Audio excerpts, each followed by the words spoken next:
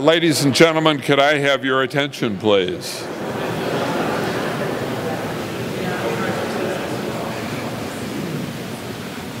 There are not too many seats left, but if anybody's planning to sit, this is a good time to do it. If not, thank you all for being here, and Jim Carrington, thank you for your hospitality and for the Danforth Plant Science Center being our hosts for what is, we think, just a great day and a very exciting event.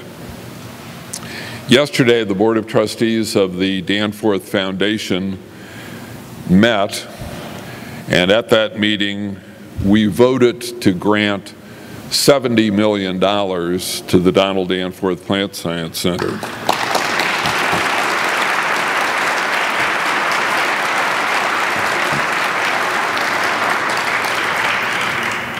That's 7-0.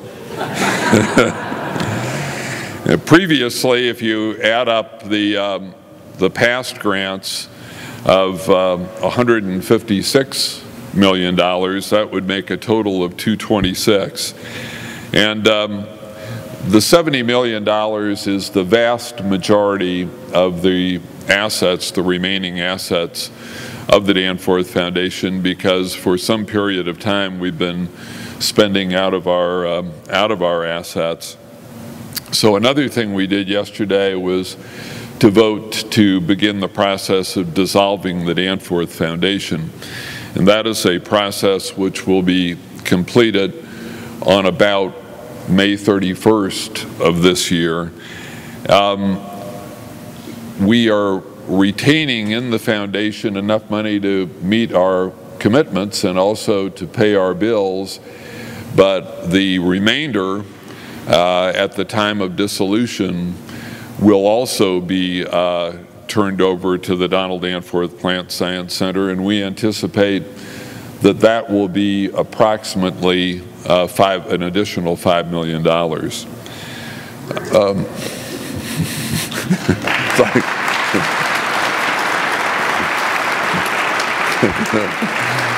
It's like kind of like being at an auction if you keep encouraging me. But there's no more to go higher, so it's all gone.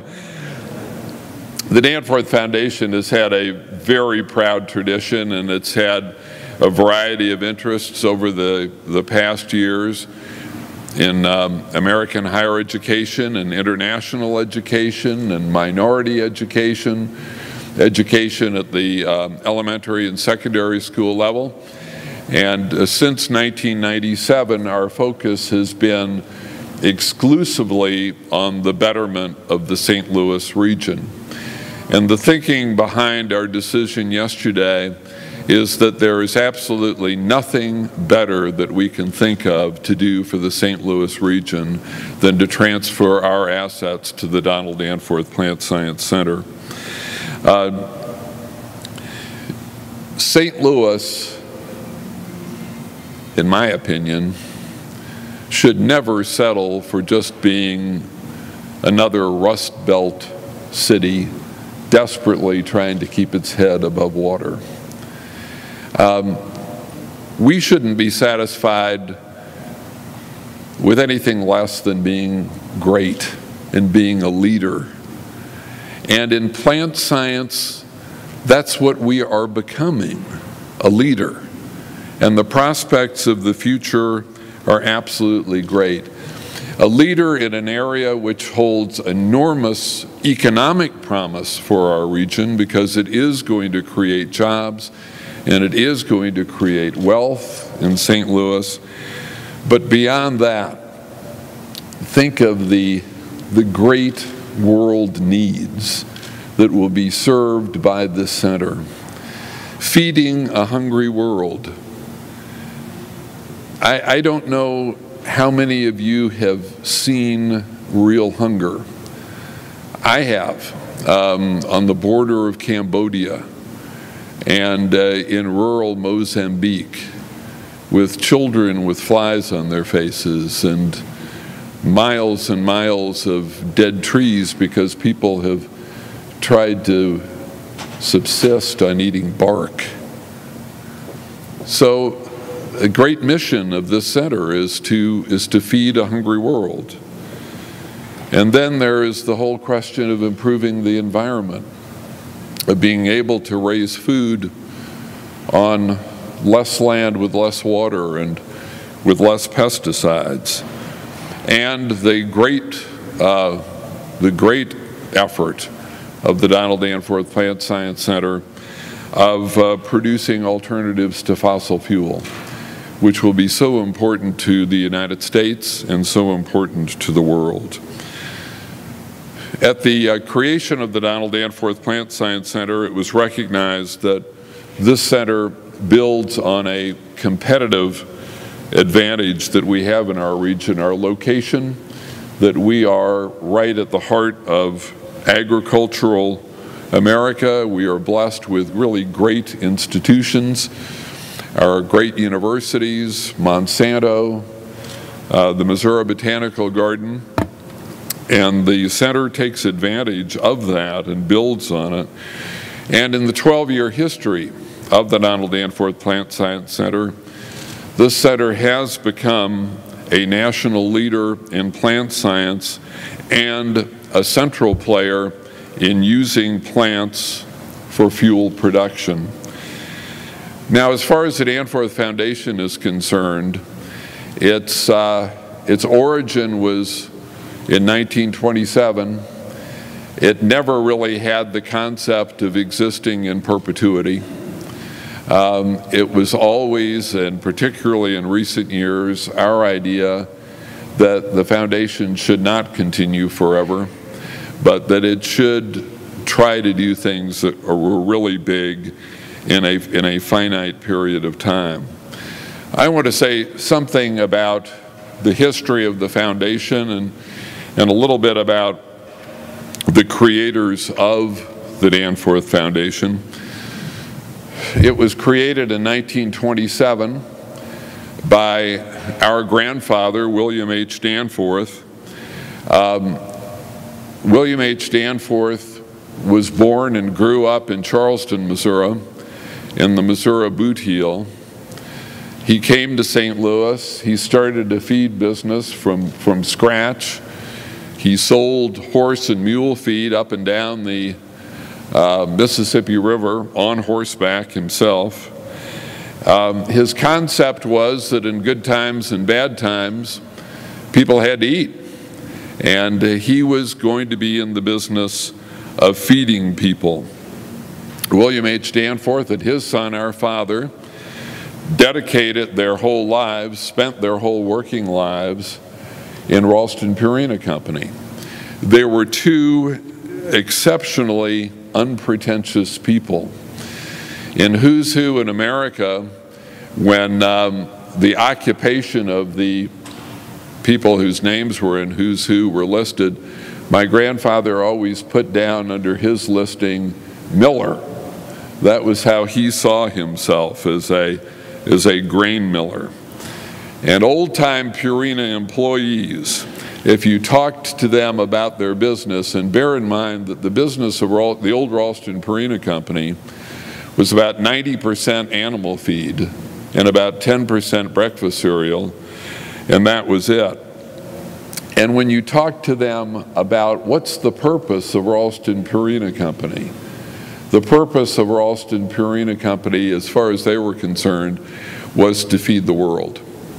And they said so in so many words.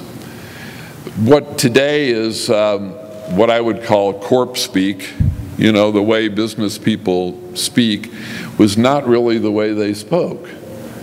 Because the idea now, business people, and rightly so, certainly can't criticize them for it, they talk about the bottom line, or they talk about increasing shareholder value and the importance of that, and of course it is important, but I never heard my father talk about bottom line or increasing shareholder value. And the old-time Purina people, most of them were from farm backgrounds, they would not talk that way. I can remember that down at the old, there used to be a feed mill down on 8th and Gratiot. And it blew up, unfortunately, in a terrible tragedy. But you'd go down to the office of Ralston Purina, and you'd have this wonderful aroma of soybeans. It was an ag company. And my dad never said, "I'm going down to the office." He always said, "I'm going to the mill." And he told me one time that they took a poll of employees, "Do you want to move the office out to Clayton?" And the overwhelming answer was no, because we want to be able to tell our relatives and our friends we're going down to the mill, not that we're going out to the office. And our father had it was kind of a wooden bin in his office at one point, and they had the old phonograph records, and people would come in and smash the records. They were going for breaking records, but the records didn't have anything to do with earnings per share or profit or revenue. It had to do with tonnage. I mean, that's the business they were in, just producing tonnage of food. So agriculture, food, producing food, that was what our family was all about. And that was the origin of the Danforth Foundation. It was created with Ralston Purina Company stock by a man from Charleston, Missouri, who was in the business of feeding people. So Ralston Purina Company is long gone, and the Danforth Foundation will disappear in a few months. I have to say that neither William H. Danforth nor Donald Danforth spent very much time talking about bygone days or the past. One of our grandfather's favorite questions was, "What next?" And the Donald Danforth Plant Science Center is what's next. It does build on the tradition of our father and our grandfather. It does build on the tradition of Ralston Purina Company, but it points to the future, and it points to the future in a new and exciting and very promising way.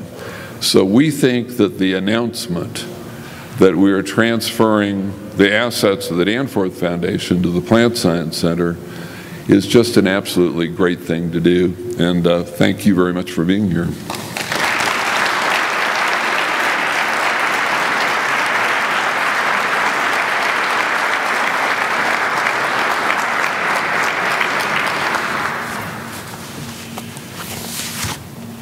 Well, thanks very much, Jack, and thanks for that.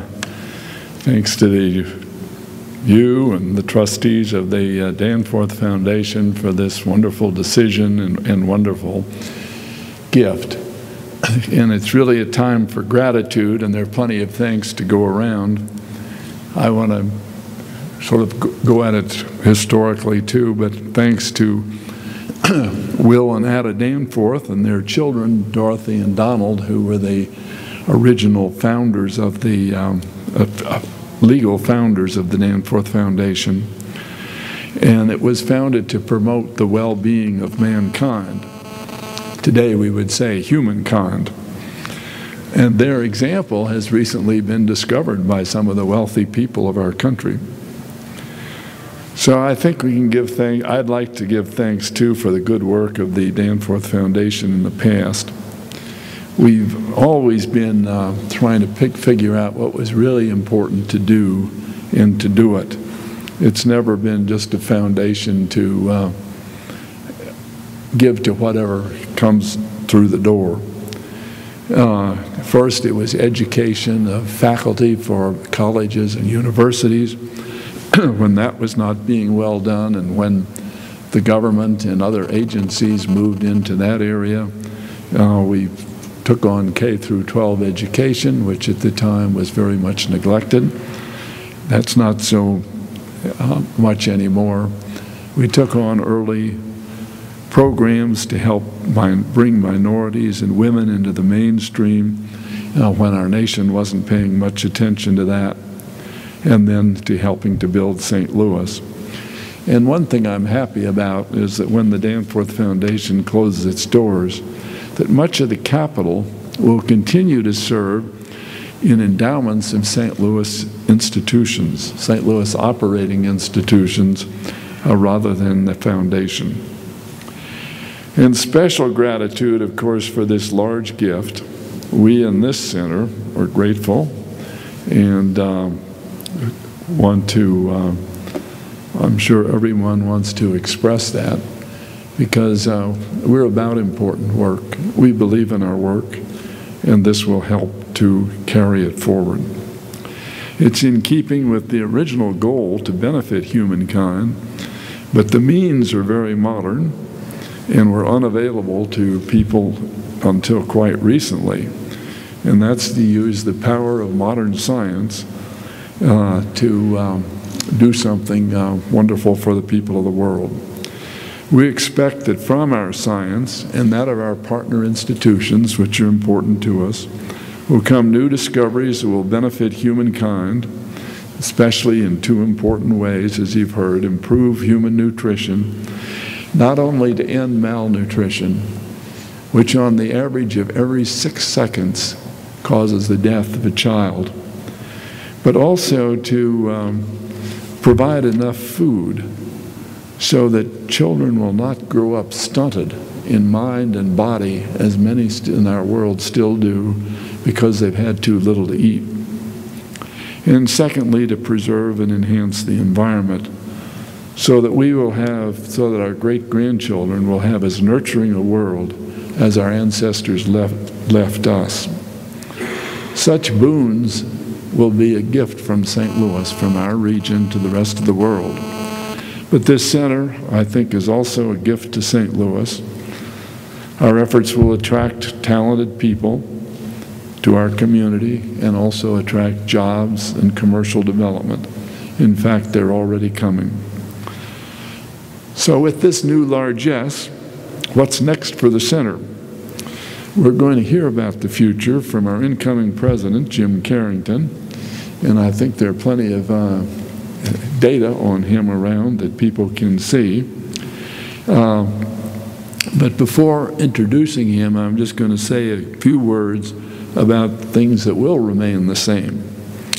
First, our mission to do plant science that will benefit humankind both around the world and St. Louis will remain our key mission.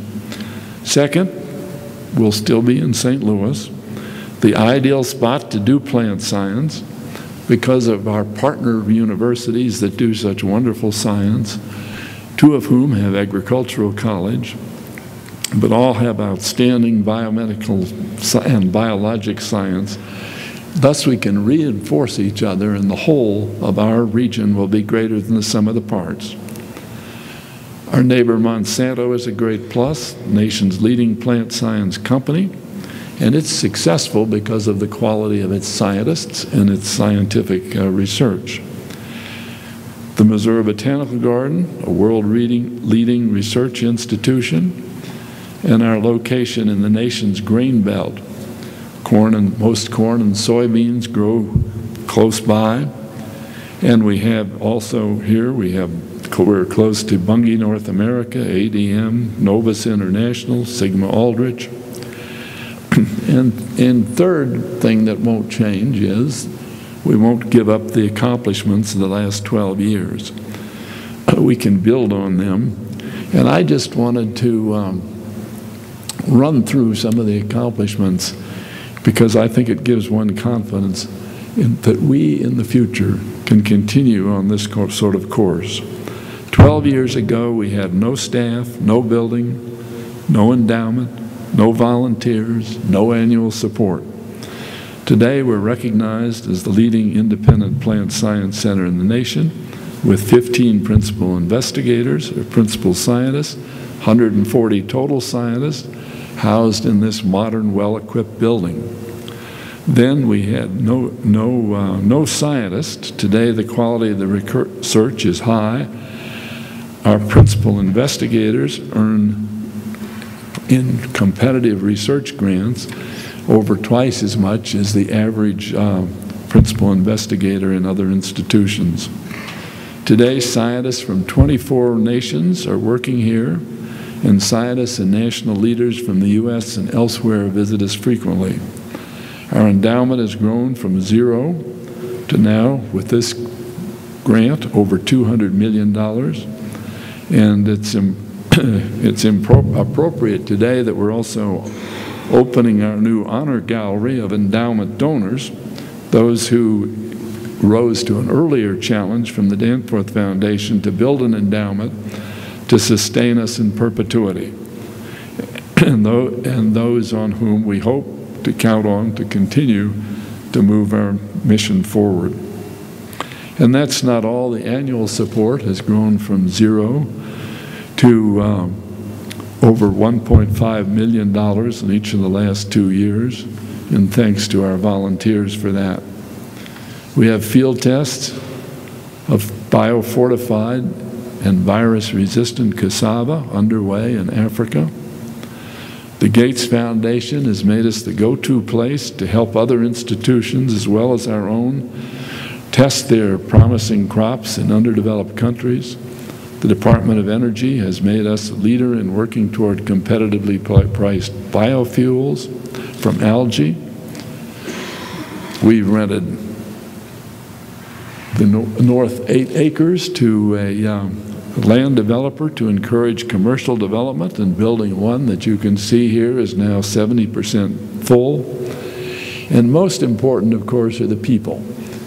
And we've been able to attract exceptional leadership, starting with Ernie Jaworski, who got us started, Roger Beachy, our founding president, Phil Needleman, our interim president, and now Jim Carrington, our next president. And I can't imagine a better group. And finally, we have recruited, retained, and attracted visionary, talented, energetic, and generous people who do the real work. And I just wonder if you would stand, or if you're standing, identify yourselves, hold up the hand of all those scientists, staff, postdocs, technical people, volunteers, and donors.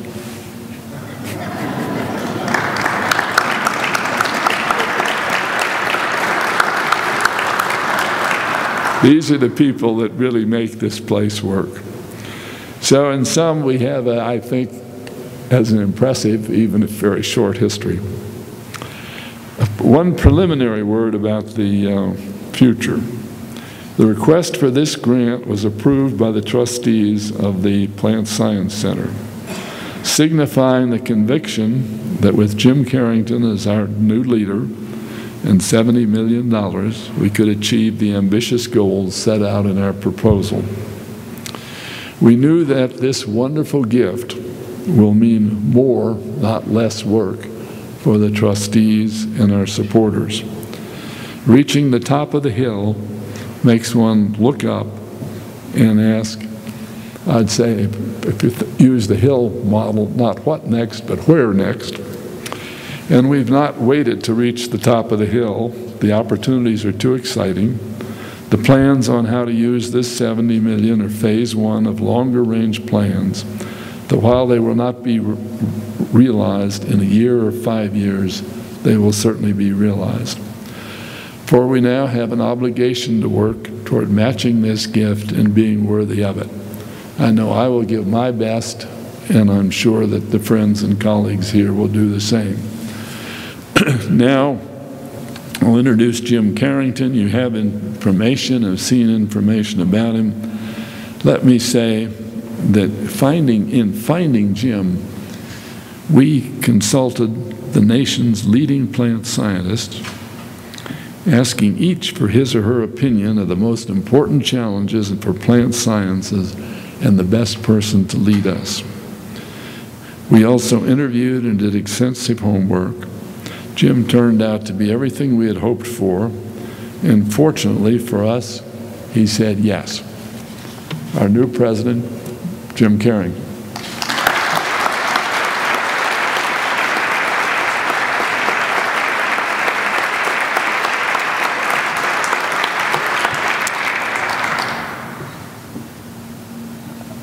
Raise your hand if you've ever had to speak after two icons.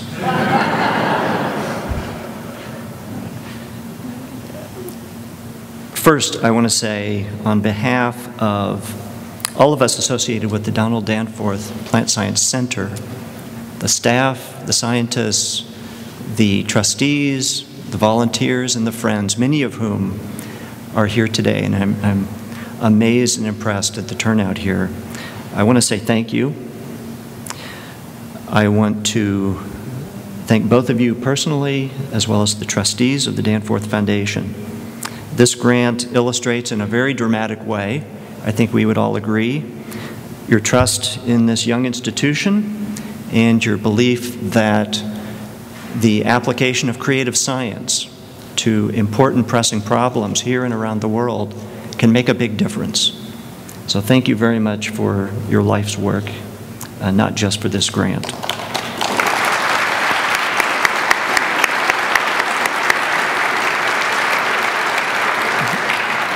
I want to stress that these funds are not going away.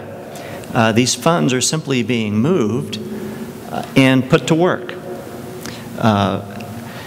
If anyone's concerned about the Danforth Foundation disappearing, I hope that gives you a bit of comfort. We intend to put them to work on a permanent basis through our endowment to do a number of things, all of which relate to keeping the Danforth Plant Science Center at the forefront of scientific research that addresses the big problems in plant science and agriculture, again here and around the world, that promotes environmental quality through development of new technologies and new resources to supplant our limited and our limited fossil fuels, and to grow sustainable economic activity, primarily here in St. Louis around plant science. The mission of the Danforth Plant Science Center, as Bill mentioned, remains the same, and it's a very exciting one to be involved with. Now, I'm also excited about what these funds will enable in the near future. Let me just go down a brief list. First, the funds are going to enable us to go out and recruit a new crop of scientists to fill out the space in this wonderful facility. In fact, this process has just recently begun. We intend to hire a group of new investigators, something on the order of 5 or 6 investigators who will be, many of them will be focusing on understanding the genetics and the genomes of important plants, and understanding how genes in plants interact with the environment to affect things like productivity, yield, resistance to pests and pathogens, production of medicinal compounds, and production of energy-rich molecules which we and others around the world need for the future. We'll be able to add critical talent, expertise, and technology at this very important interface between biology, plant science in particular, and computers. This interface is a critical part of scientific progress, particularly progress to address the big questions. This is a challenging area because very few people have been trained at this interface. We'll be able to bring people in to represent or to spearhead individual projects, but also who will interact with all of the scientists currently at the Danforth Center to promote the application of computation, mathematics, and other fields that are outside of the primary discipline of plant science. Importantly, these new funds are going to provide training opportunities. And I want to make particular mention of training opportunities for students, graduate students, and even undergraduates. We have a number of excellent partner institutions and neighboring institutions that we've already started working with. We have been working with them in the past. But these funds are going to enable us to double back and really ramp up efforts, activities, and programs that touch a lot of lives of students. We need these students trained, and we need them trained in new areas with new expertise. because these are the individuals that are going to be leading the next generation of scientific discovery, solving the next set of big problems, and founding and staffing the next group of successful companies. And finally, these funds are going to provide an important stimulus. The primary stimulus is through enhancing the competitiveness of the scientific staff here at the center. We depend on grants that are extremely competitive, but those institutions that can provide backing behind those grants with facilities and indeed actual dollars have a competitive advantage. So this grant represents the beginning of a new chapter for the Plant Science Center, and we expect to grow in both size and impact over, and I think you'll see this happening within the next few months. I want to conclude by saying again how thrilled I am to be part of the Danforth Plant Science Center, and just mention that I fully recognize the honor and the obligation to carry on the spirit of the Danforth Foundation. I'm honored and proud to carry that into the future. So with that, I'll conclude. We have representatives of the media here. We'd be happy to answer questions. But thank you again all for coming.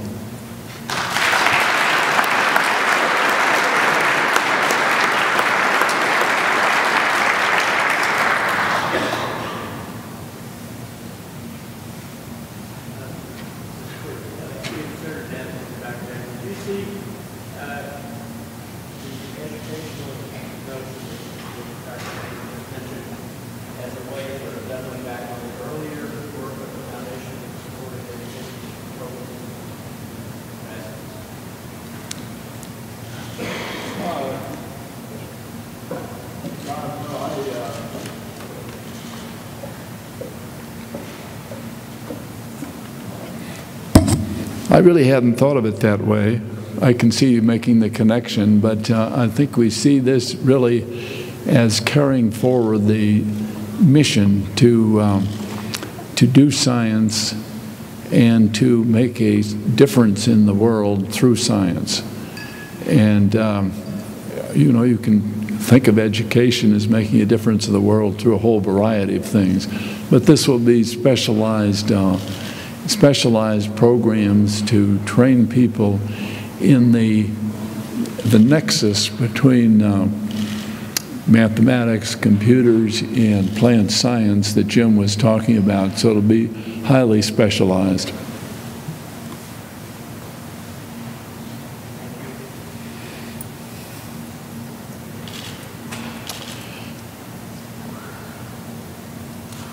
Okay, if no more, thank you all very much for coming.